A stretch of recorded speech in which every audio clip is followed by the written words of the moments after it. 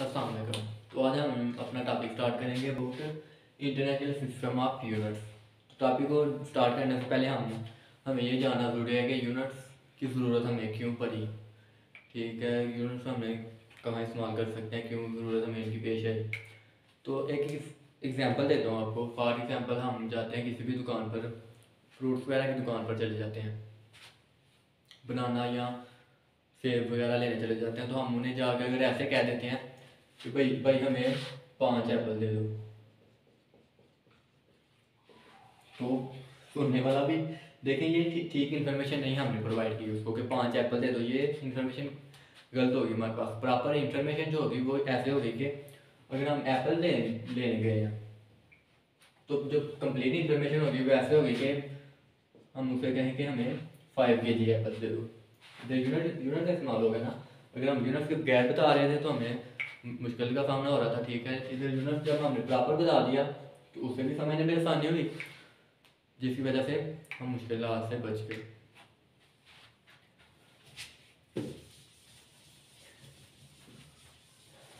जैसे आजकल हम रह रहे हैं, जिस दौर में हम रह रहे हैं, कारोबारी दौर है, तजारत कर रहे हैं मुल्क एक दूसरे के साथ। ठीक है, तो बहुत अरसा पहले लेंथ है हमारे पास भी, क्वांटिटी है हमारे पास एक फिजिकल, तो वो उसका यूनिट का क्या तस्वर किया जाता था।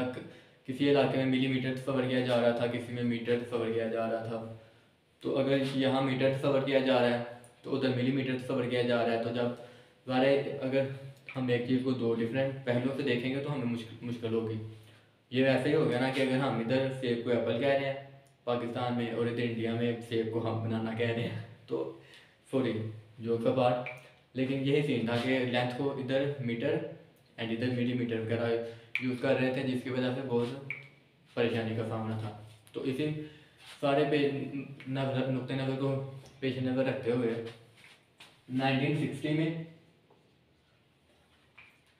साइंस को, सारी दुनिया के जितने भी साइंसदान थे इकट्ठे हुए, सारे मसले को पेश रखते हुए उन्होंने जितनी भी क्वांटिटीज है हमारे पास बेस एंड ड्राइव वगैरह, इनको एक स्पेसिफाई यूनिट्स में दे दिए। ठीक है, जैसे लेंथ है हमारे पास तो उसका वो हमारे पास जो स्टैंडर्ड यूनिट होगा हमारे पास मीटर होगा। जैसे टाइम है हमारे पास तो उसका स्टैंडर्ड यूनिट सेकंड होगा।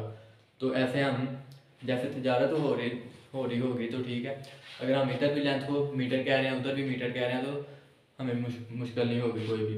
वो भी कहने वाला भी समझ जाएगा और लेने वाला भी समझ जाएगा इजीली।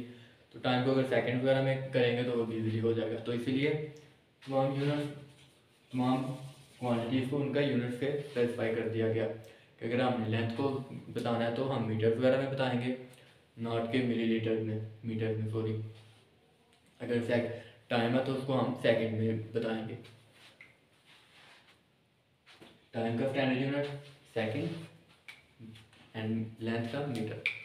तो आइए देखते हैं कौन कौन से यूनिट्स मुतारफ करवाए गए। ठीक है, फर्स्ट वन है हमारे पास बेस यूनिट्स,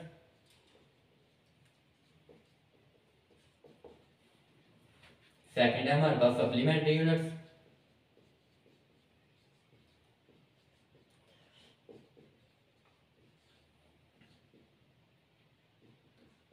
थर्ड है हमारे पास डिराइव्ड यूनिट्स,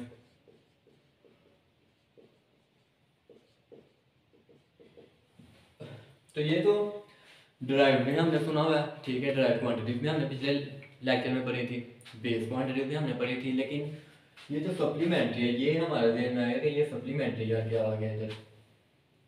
तो सबसे पहले हम बेस यूनिट को बताते हैं कि बेस यूनिट्स होंगे हमारे पास, वो होंगे बेस क्वांटिटीज के लिए।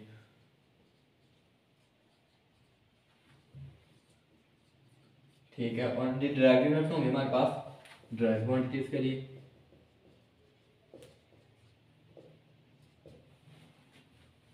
अब सवाल आता है हमारे ध्यान में आपके, ये सप्लीमेंट्री यूनिट्स किसके लिए इस्तेमाल होंगे।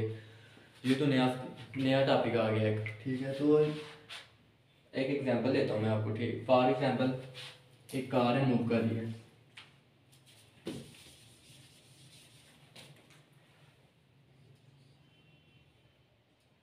एक कार स्ट्रेट मूव कर रही है,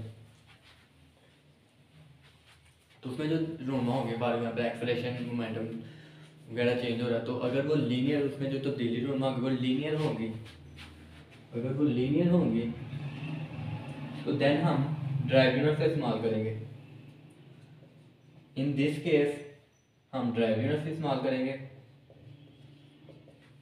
लेकिन बहुत सी क्वांटिटीज ऐसे होते हैं जिनमें सर्कुलर एंड रोटेटरी भी रूनुमा हो रहे होते हैं, लेकिन सर्कुलर रोटेटरी के लिए हमें एंगल वगैरह का भी जानना जरूरी है।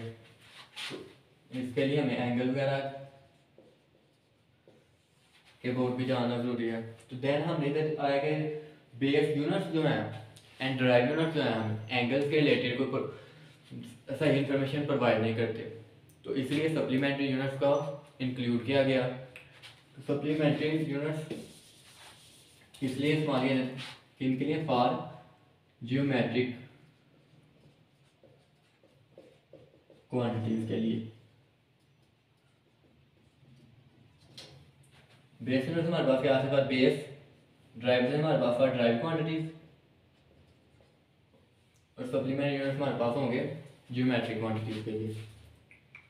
तो इनको हम नंबर वाइज पढ़ते हैं, first one base, then supplementary and drive quantities, sorry drive units को।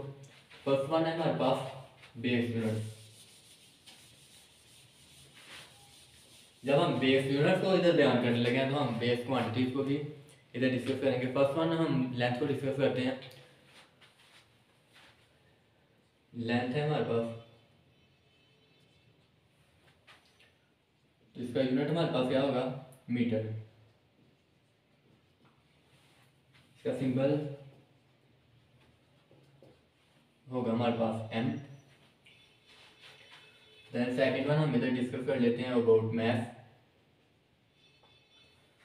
मैथ का यूनिट हमारे पास क्या होगा, किलोग्राम, और हम इसको सिंबल किससे डिनोट करेंगे, केजी से। एंड थर्ड वन हम इधर देख लेते हैं, टाइम देख लेते हैं। टाइम का यूनिट हमारे पास क्या होगा, सेकंड, इसका हम सिंबल किससे, एस से डिनोट करेंगे। तो ये थे हमारे base unit. Then second one है हमारे पास सप्लीमेंट्री यूनिट। सप्लीमेंट्री यूनिट को आपने बड़ा ध्यान से सुनना, ठीक है। ड्राइव यूनिट में कुछ भी मुश्किल नहीं था, बेस में भी कुछ मुश्किल नहीं था। सप्लीमेंट्री यूनिट को हल्का सा आपने कंसेप्ट लेके पढ़ना, ठीक है। तो हम पहले देख सेकंड सप्लीमेंट्री यूनिट को हम डिस्कस करते हैं इधर।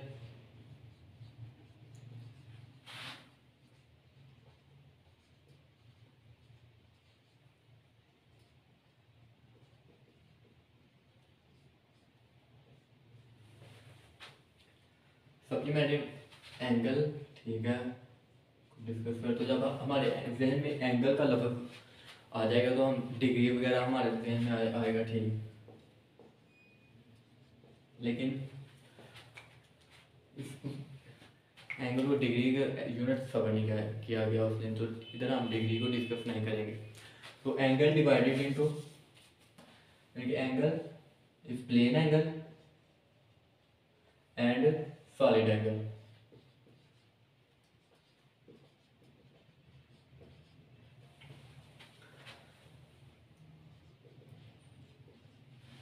अब प्लेन एंगल हमारे पास क्या है एंड सॉलिड एंगल हमारे पास क्या है।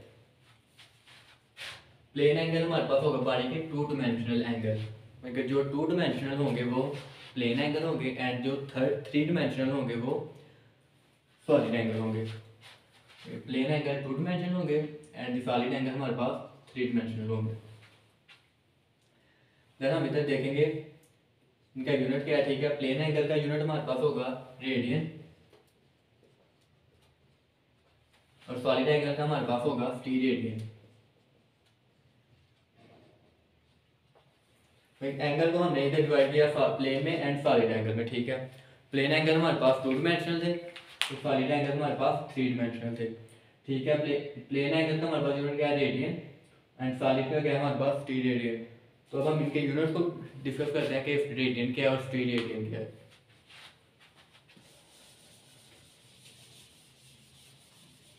फर्स्ट हम रेडियन को डिस्कस करते हैं कि रेडियन क्या है हमारे पास।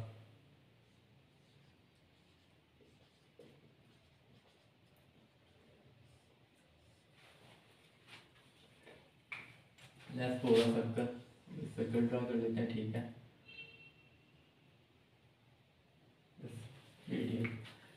तो इधर हम इसके सेंटर से एक ड्रैग कर लेते हैं, इसको हम आर से नोट करेंगे, ठीक है, ठीक, स्मॉल आर से। तो जितनी लेंथ इसकी है हमारे पास, उतनी लेंथ का हम इधर एक आर्क लगा लेते हैं। जितनी लेंथ इसकी सेम होगी, ठीक है, मतलब S is equal to R, कि जितनी लेंथ का ये है उतनी लेंथ का हमने इधर आर्क लगा दिया। इधर से हमने एंगल खींच लिया, ठीक है, तो ये भी हमारे पास आर के इक्वल होगा। तो ये जो इधर एंगल बनेगा हमारे पास वो होगा 1 रेडियन, बिटवीन टू रेडियस, ये हमारे पास होगा 1 रेडियन।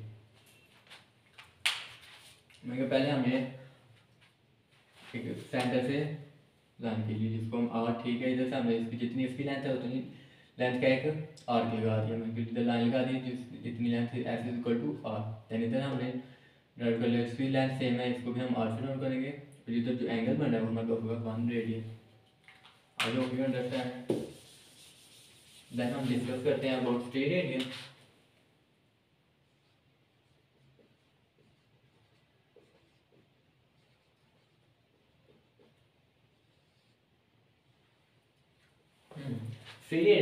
स्टेट रेडियन के लिए हम स्फेरिकल बॉडीज को यूज करेंगे, ठीक है। लेट्स सपोज स्फेरिकल, ये हमारे पास एक, ठीक है, तो मैं इधर कोई भी इसकी ना एक बॉडी यूज कर लेता हूँ।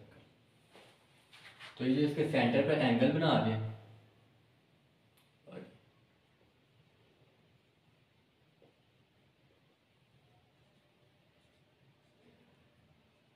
तो ये हमारे पास होगा 1 रेडियन। ये 1 रेडियन तब होगा जब इसकी जो पूरा एरिया है वो इस पूरे के एरिया जो हमारे पास इसका वो इस पूरे के आर स्क्वायर पे इक्वल होगा। देन ये हमारे पास एक रेडियन प्रॉपर होगा, ठीक है, जब इसका एरिया इस पूरे के आर स्क्वायर के इक्वल होगा। मैं आपको एक एग्जांपल देता हूँ। लेट्स सपोज के हम वाटरमेलन लेने चले गए, ठीक है, उसको हम देखने के लिए कि सही है या अंदर से ठीक भी आएगा, नहीं ठीक, कच्चा है या पक्का है जैसे हम कहते हैं, तो उसको हम टक लगा कर देख लेते हैं। जैसे हम फॉर एग्जांपल ये लेट्स सपोज वाटरमेलन, तो ये हमने इधर टक लगा दिया, तो ये जो हमने उधर टक लगाया उसको वो एच डी रेडियन ही होगा मतलब, ठीक है। तो उसका रेडियस हम कैसे मालूम कर सकते हैं? फॉर एग्जांपल हम वाटरमेलन को हम बीच से 2 हिस्सों में डिवाइड कर देते हैं, बीच से डिवाइड कर देते हैं, तो हमारे पास कुछ इस तरह की शेप आ जाएगी। तो हम इसे इजीली उसका रेडियस वगैरह भी मालूम कर सकते हैं। तो ये था हमारे पास रेडियस। डेफिनेशन आप बुक पर देखें ठीक से, आई होप इससे आपको क्लियर हो गया होगा। नंबर 3 हमारे पास कौन से यूनिट्स है? ड्राइव यूनिट्स, बेस यूनिट्स हमने पढ़ लिए, सप्लीमेंट्री यूनिट्स भी हमने पढ़ लिए, एंड थर्ड वन हमारे पास है ड्राइव यूनिट्स। तो जब हम ड्राइव यूनिट्स को डिस्कस करेंगे ड्राइव क्वांटिटीज आएंगी, ठीक है।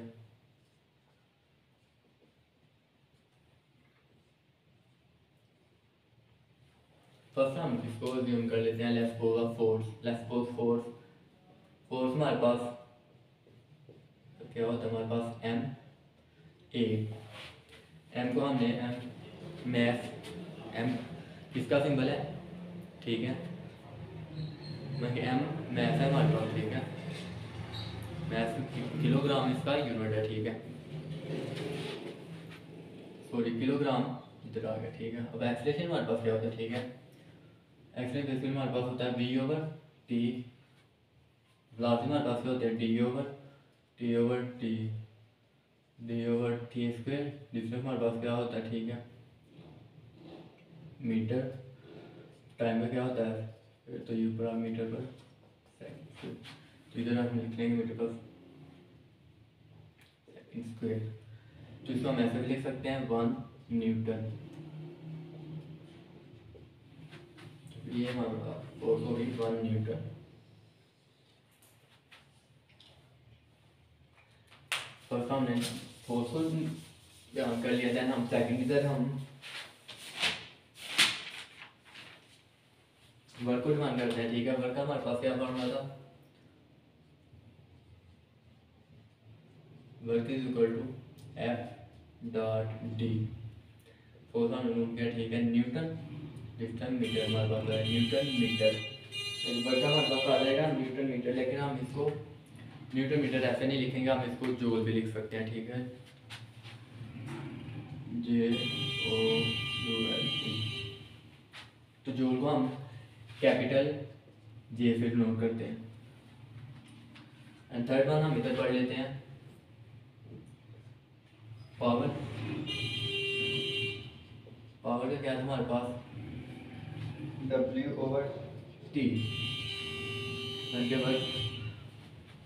वर्क ओवर T, ठीक है।